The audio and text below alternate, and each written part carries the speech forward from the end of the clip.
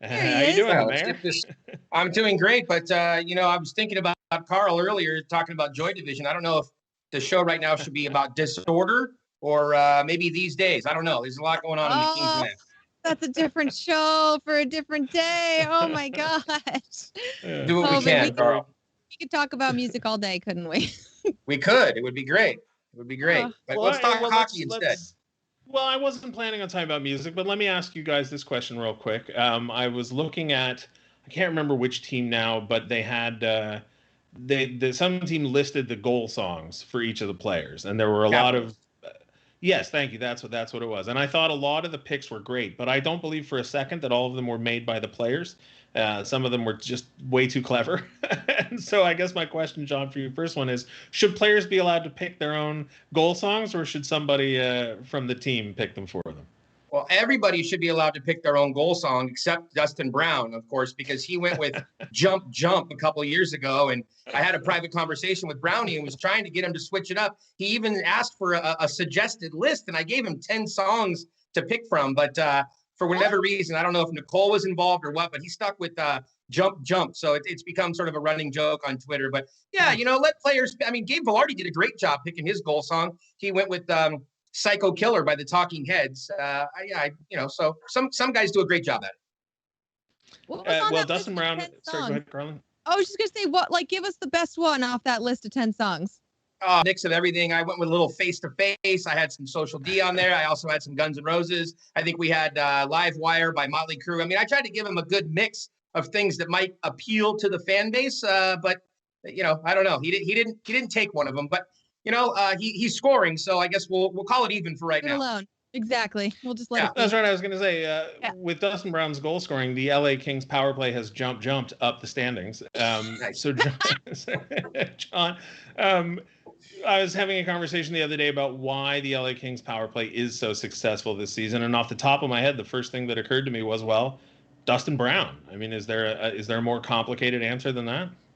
I think there's a little bit more. I mean, Doughty talked about it after the game last night, saying how he moved from the middle over to the flank. And I also think they're using Kopitar a little bit differently this year. He normally plants himself up along that wall, but getting him over to the other side, the left side, it puts him in a little bit of a better shooting angle. And although most of the goals have been coming more, I think, from Doughty and from Kempe and things like that, it does give Kopitar a chance to be more involved in that power play. So I think the real difference is going to be when some of these younger players start working in and they can have an effective second power play unit, because they're going to need more than just that top power play to produce. Let's talk about some of those younger players. Rasmus Kupari had started out on fire with the Reign, then was moved to the taxi squad when the team went on the road trip. Didn't get any playing time. Went back down to the Reign, played last night, and is back on the taxi squad today. But it looks like he may actually get a shot at the lineup soon. Yeah, look, there were a lot of people that were confused about him getting called up on that road trip, and they were disappointed that he didn't get a chance to play, and why not? People have been excited to see Rasmus Kupari since the Kings took him in the first round of the draft a couple of years ago, but, a little bit of a setback there. Last year, he was injured at the World Junior Championships, and normally when you see a player come over from Europe, they're going to want to spend about a full year in the American League and adjusting to the North American game. We heard Coach Mike Stuthers talk about Kupari needing to make adjustments. He was a little too razzle-dazzle last year, and even John Robleski, the new coach of the Ontario Reign, talked about that during the preseason. But the reality is that Kupari was called up only because Anderson Dolan went out injured. If you remember, Kupari didn't start that road trip with them. So this year, just because of COVID and the protocols and things that can happen, they're carrying extra players. The Kings are taking extra players on the road with them. And it's not just about taking bodies. It's about taking players that they would feel comfortable if in almost an emergency type situation, they can put into the lineup. And so Kupari was that player, given his performance in the early part of the season in the American League, that he went on the road trip. But he hadn't practiced enough, and McClellan just didn't have enough confidence yet to put him in the lineup. But today it looks like after practice, he's going to be put into the lineup for either tomorrow night or the second game, if not both. And it looks like he's going to center a line playing with Adrian Kempe and with Carl Grundstrom. So we'll have to see how that sort of shakes out. But Kapari is a very exciting player. He's one of those guys that you're on the edge of your seat most of the time when the puck is on his stick, because something's going to happen.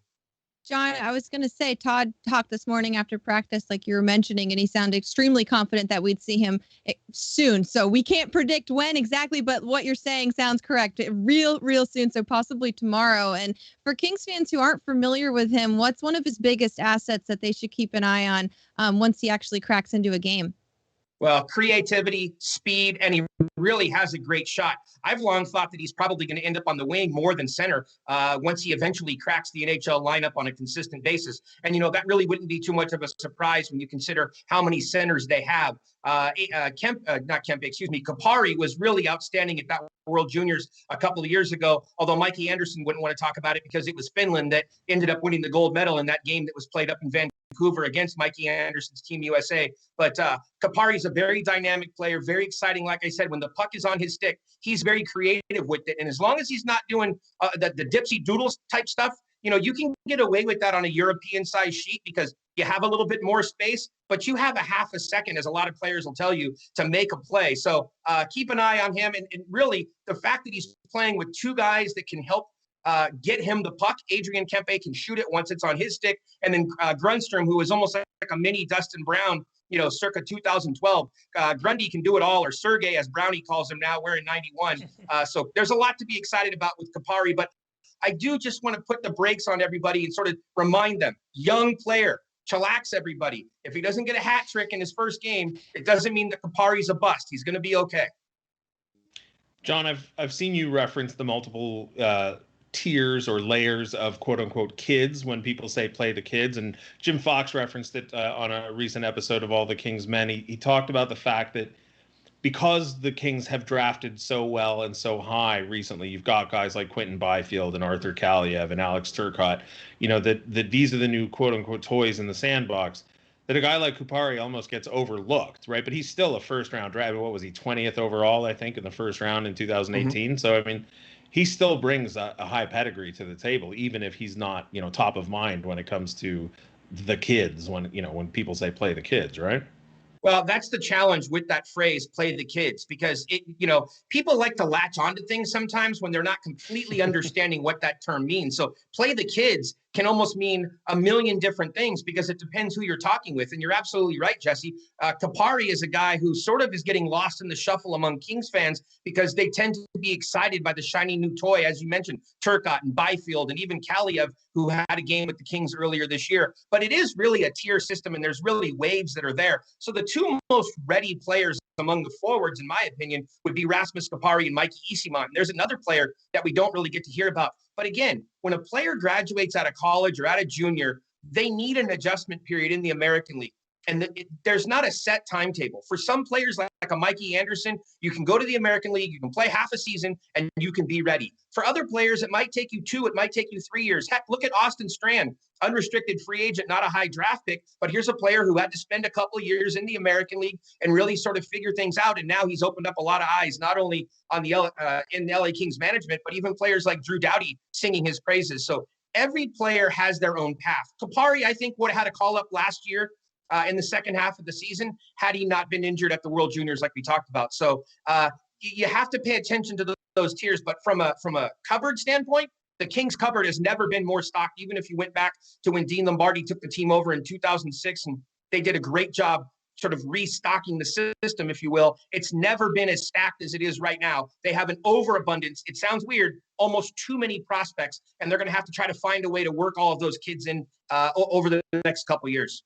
Now, when one of the kids gets to come up and plays in the lineup, somebody like a Gabe Vilardi, right? How can Kings fans kind of curtail their expectations to maybe relax a little bit? Like you're kind of saying for people to do with KAPARI, even though he hasn't even been there yet. We saw this a little bit with Gabe, where people were kind of almost like, why isn't he scoring? Why isn't he scoring? How relaxed do Kings fans need to be about someone like him who's just trying to establish themselves right now in the NHL?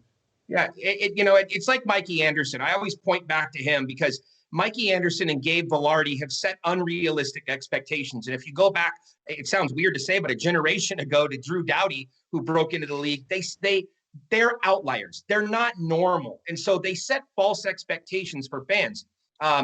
There was somebody on Twitter earlier today who was talking about if Byfield doesn't make the NHL next year, he's basically a bust. And I was like, the kid's 18 years old. It wasn't that long ago that coaches and scouts would tell you that players mature about 24, 25 years old. So let's give the kid a chance here. He's really not even supposed to be in the American League this year. If this was a normal season, taxi squads didn't exist, and the OHL was up and running, Kaliev and Byfield would both be back in the Ontario League right now. And while some fans might be upset about that, the reality is they'd be probably showing very well playing against their peers. So you have to remember that when you're moving from junior, when you're moving from college, guys come in at different ages. And that age is important, but what's even more important is the experience of who you've been playing against. So if you've been over in Europe, you might have been in a junior league, or you might have been in one of the big time leagues playing against men, and that makes a huge difference. Guys like Sammy Fagemo played against men over there, so he might be more ready than perhaps a player who's coming over like a Jacob Mavari, for example.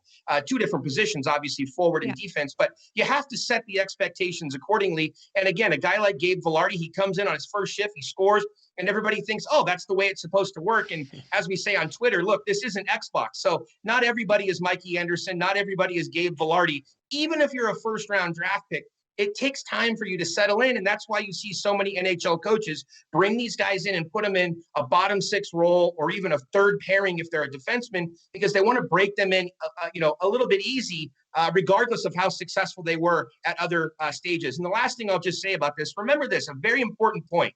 The jump from junior or college to the AHL is far more difficult than the jump from the AHL to the NHL. Yeah. And that's why it's important for guys to succeed in the American League before they graduate to the NHL, because the American League is the second best league in the world and it's full of men. So kids that are coming in from junior and college, they have a big step up to the American League. And that step to the NHL, while guys are quicker, faster, better, that step is not as great as it is when you first come out of junior or first come out of college. Well said. I think, John, two real quick examples to illustrate what you're talking about from two different generations. Kirill Kaprizov spent, 5 years in the KHL before coming over, and he looks great. No, I don't think anybody would begrudge him those 5 years. And even Andrzej Kopitar, where he didn't play in the NHL the first year after he was drafted. So the notion that Byfield has to play right away is a bit crazy. But John, thank you so much for joining us. Always a ton of info, ton of insight. We will talk to you again soon. Check him out at Mayor's Manor or occasionally on the LA Kings Insider or Kings of the Podcast. Thanks, John. All right, guys. Have a great day. Talk to you soon. Bye, John.